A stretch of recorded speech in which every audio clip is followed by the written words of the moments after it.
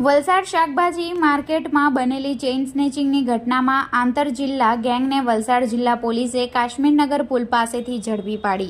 શુક્રવારના રોજ 4 કલાકની Valsad city police મથકેથી મળતી માહિતી મુજબ વલસાડના શાકભાજી માર્કેટમાં સુહાગન સાડી સેન્ટર સામે તારીખ 16/4/2025ના રોજ દ્રાક્ષની લારી પાસે ઊભા રહેલ સિનિયર સિટીઝન ફરિયાદી પાસે આવેલી 2 જેટલી અજાણી મહિલાઓએ સિનિયર સિટીઝન મહિલાને વાતમાં ફોસલાવી તેના ગળામાં પહેરેલી 1.5 તોલાની સોનાની ચેઇન કોઈક સાધન વડે કાપી લઈ ચોરી લઈ ઘટના સ્થળેથી ફરાર થઈ ગઈ હતી।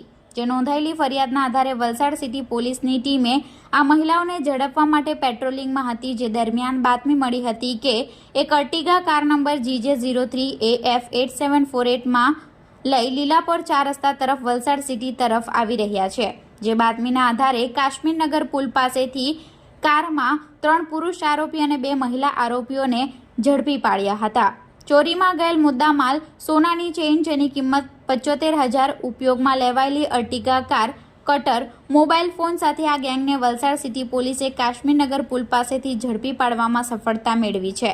પોલીસે પકડાયેલા આરોપીઓમાં ડેનિશ કુમાર અલ્પેશભાઈ સાવલિયા, દેવેન કુમાર દિલીપભાઈ કાચા, અજયભાઈ ડાહિયાભાઈ રેયાણી, નિકિતાબેન અલ્પેશભાઈ સાવલિયા તેમજ વૈશાલીબેન અલ્પેશભાઈ સાવલિયા આ 5 આરોપીને વલસાડ સિટી પોલીસની ટીમે ઝડપી તમામ મુદ્દામાલ કબજે લઈ આગળની કાર્યવાહી વલસાડ સિટી પોલીસની ટીમે હાથ ધરી છે।